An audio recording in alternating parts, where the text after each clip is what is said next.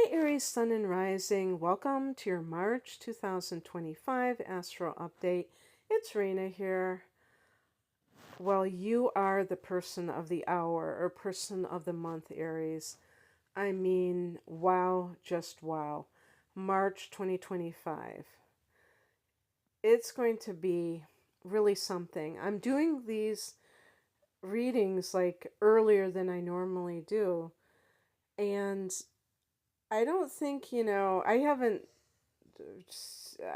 watched any other astrologer talk about March, but I'm assuming that there's going to be a lot of hyperbole, a lot of exaggeration about this month, and maybe it isn't exaggerated because there's so much happening, and it could be like such a game changer. But you're kind of like in the middle of it all because there's so much happening in Aries, and I almost got chills when I said the word Aries, to tell you the truth. But I don't want to just kind of belabor the point. I just want to get right into it because starting on the 1st of March, we jump off running, which makes a lot of sense because Aries is a cardinal sign. And at this time, we're still in Pisces, so it's not like we're in Aries season officially, but there are these transits that are occurring already.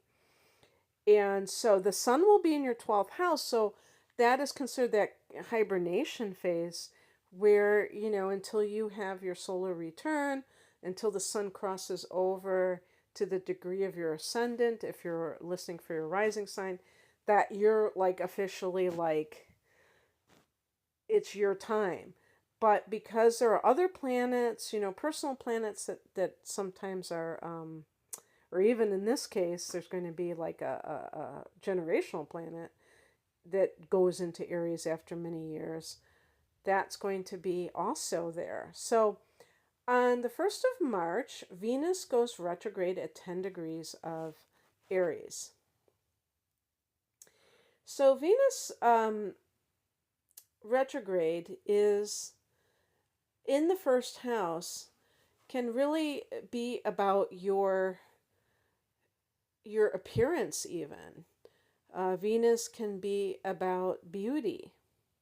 But beauty is such a insipid word in a way because it's kind of, it's not really what I'm thinking about. It's beauty can be, graciousness, elegance, harmony. For instance, if a man has been wearing jogging pants pretty much every day since he turned 18 and he's going through his first Saturn return. He's 28 years old. And he's like, you know what? I need to like grow the F up, or whatever. I need to kind of, and I know it's superficial because it's just the physical appearance. But it's like, I also know that when I was working in a school system, that when I wore teacher clothes, I was actually a teacher's assistant, but when I wore those types of clothes, it really did put me in that vibe, in that professional vibe, even though I hated wearing those types of clothing. When you're wearing jogging pants, you're like very chill, but you might be too chill where you're not like taking yourself seriously. So these are the kind of things that it can, maybe the person has some kind of experience that causes them to think like that. But Venus is also about what you value. And in this case, this is about the self. And Aries people, and I would say, like, if this is your ascendant, that this may be something that if you're Aries rising and your sun sign is something other than Aries, you may sometimes feel a little bit frustrated with how you come across to other people because they may not always react to you in a really positive way if you do tend to be rather impatient and pushy and stuff like that. And this, Venus is about refinement. And Aries is kind of a bull in a china closet, actually. and is very can and some Aries people are very coarse. If you've ever seen Marlon Brando in Streetcar Named Desire, he was a double Aries, Sun and Moon. I don't know what his ascendant was. Wouldn't that be weird if his rising sign was Aries too? But he had this animalistic quality. You know, Russell Crowe is an Aries, and I remember seeing him in a movie, and it had that same kind of like very. There's a very masculine alpha male type of vibe, but it's sometimes it can be kind of like um, not necessarily refined, and that could be very sexy, you know, the brute type of guy.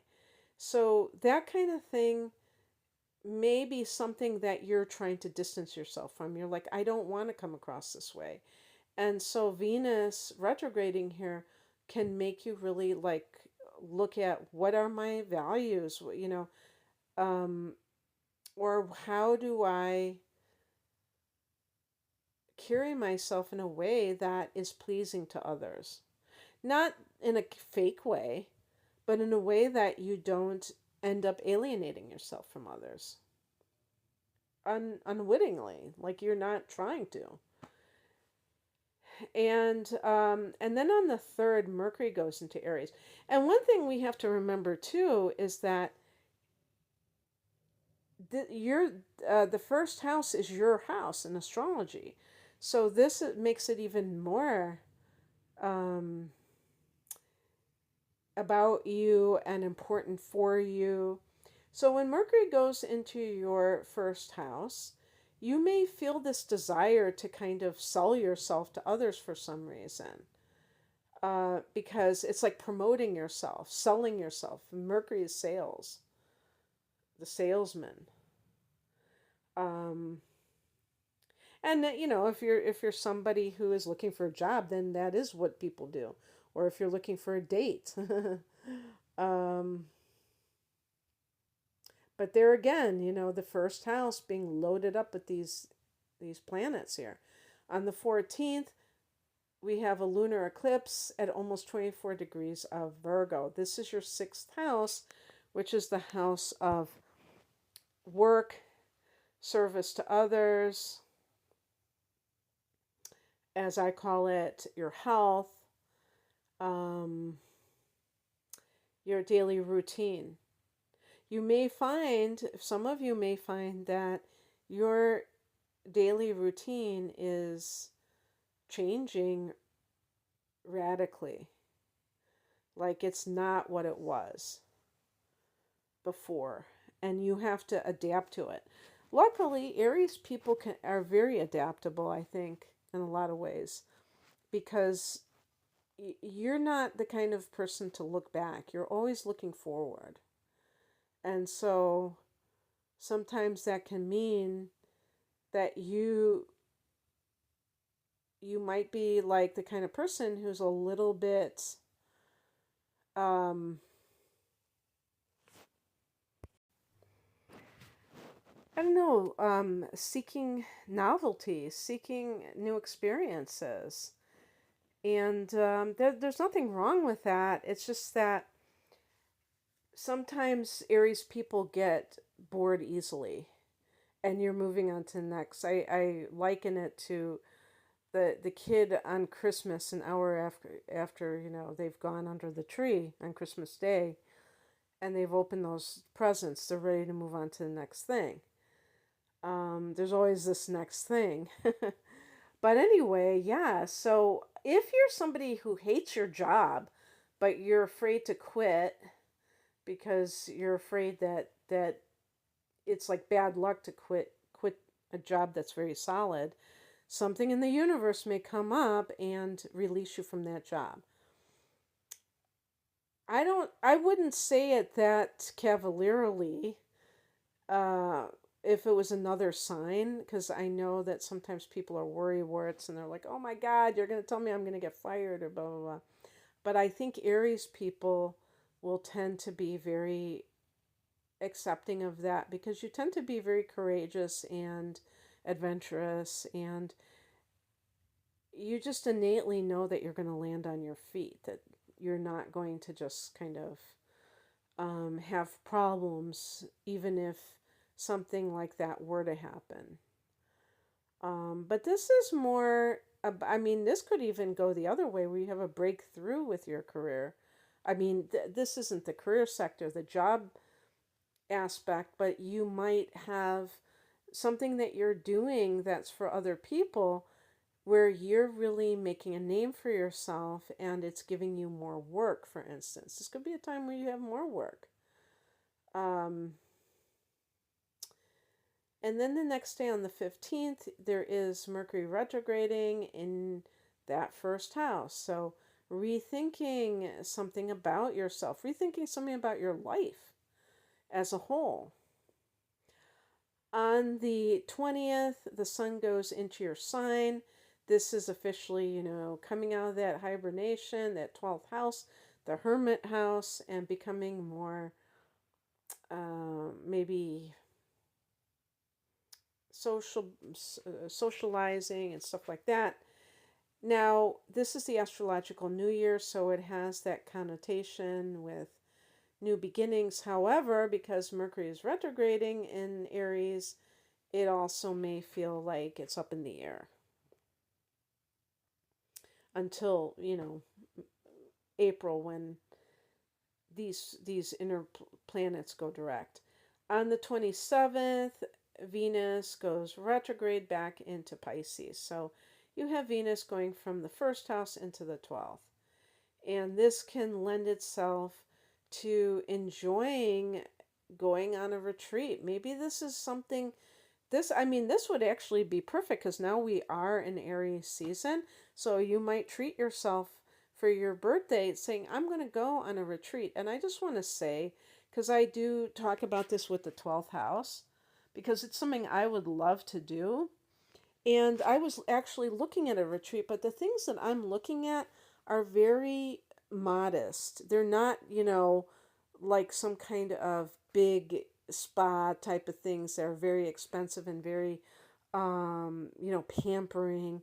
That's not what I'm talking about. I'm talking about really like being in nature, tuning in solitude, a lot of solitude. Maybe there's some group stuff, but it's like you get to really contemplate the direction you're going in and just have that downtime. So Venus can be pleasure seeking, but it's pleasure seeking with solitude. With it's the opposite of going to a wild party and that's loud and everything like that. It's like really tuning into yourself. This could also be a clandestine romance for whatever reason. Because when Venus goes retrograde for anyone, it could be somebody from your past that you previously had some kind of romantic dalliance with. In the 12th house, you might be on the down low with this person. You don't want anybody to know that you guys have hooked up for some reason. On the 29th, Mercury goes back into that 12th house. So mum's the word, Mercury in the 12th is keeping secrets. It's not, anything that you're thinking about is in your own head. It's not being advertised to other people like it would be in the first house.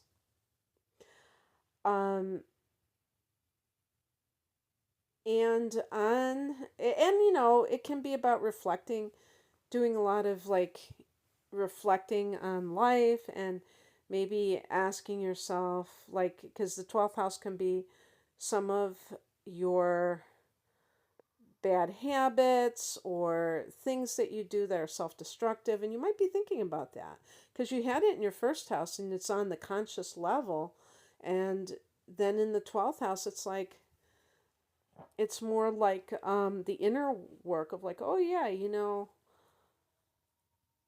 I am kind of pushy. I am kind of impatient. The reason is, and then it's like the deep reason, the 12th house. And thinking about that, I really am insecure. I really did have this trauma in childhood that really made me feel like if I don't fight for myself, I'm not going to be able to survive. It's like I'm constantly in that fight or flight mode because I feel like I'm fighting for my existence. That, and going back to childhood, something that happened that felt like it was so difficult to feel safe. So these things can be quite deep. And then on the same day that Mercury goes in the 12th, you have a solar eclipse in the first. I think that's really cool because it's like you're doing the inner work and at the same time you're having these outer opportunities. Now, I believe that a lot, this eclipses can manifest before that official date, the month before, but also later on. I really think that in April, maybe mid-April, that we're going to see more of the positive effects of these eclipses because Mercury will be direct, Venus will be direct, and then we can get things sorted out more. But when you have a solar eclipse, and I'm talking about also the opportunities really being actionable, I think that'll be much more of a thing in April than in March. But yeah, first house, it could be in different areas of your life. It could be really something where it's opening up your life. And the very next day, Neptune goes into that first house in Aries. Very significant shift because this is a long-term transit. You've had Neptune in your 12th house for 14 plus years. Or, maybe it's almost 14 years. It is going to go back into Pisces at some point in 2025. So it's not staying here for good. But it is the beginning stages of the change to come. We already have Pluto in Aquarius, and that is a friendly angle to Aries. That's a sextile.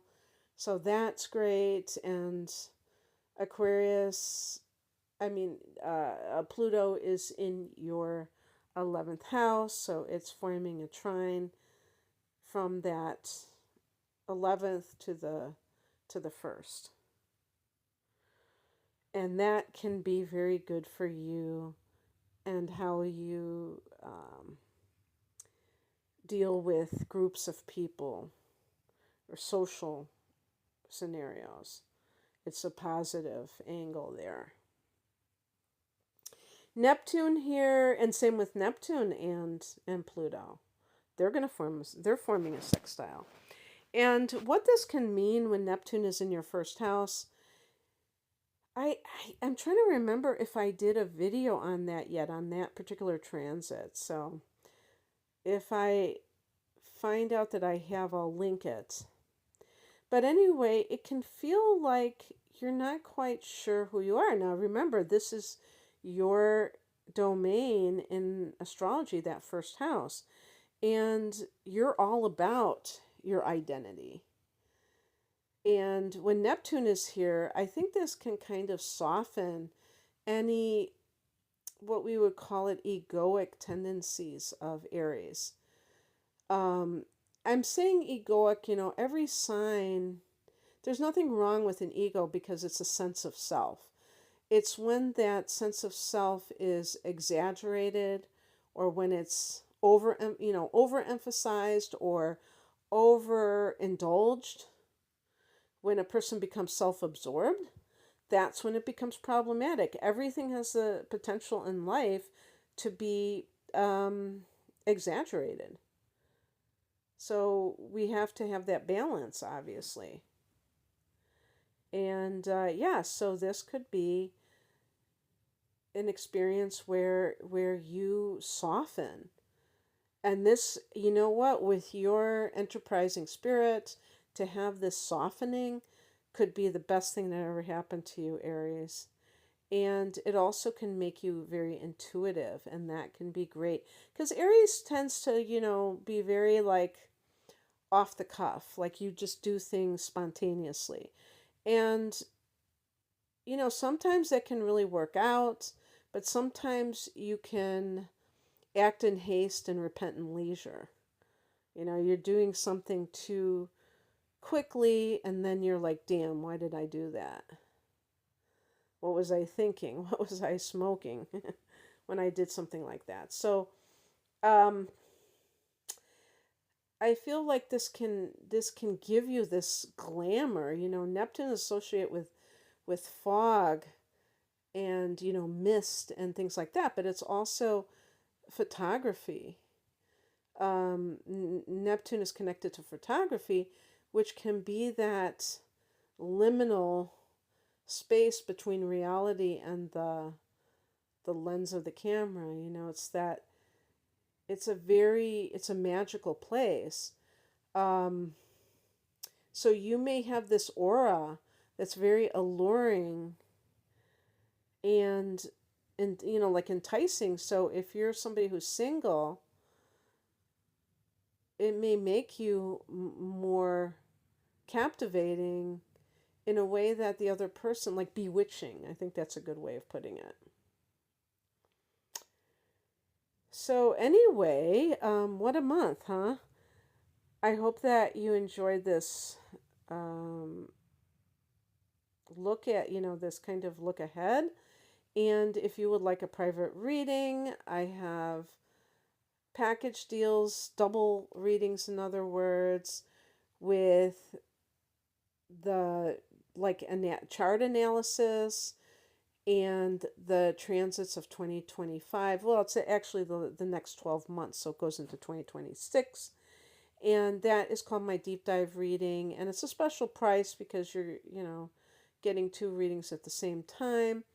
And I also have one with the tarot, and I have one with all three of those, with the tarot and the deep dive, called the whole enchilada. And I have, single readings with all of those different types of readings, and also career readings, career life path, looking at your child's natal chart, love.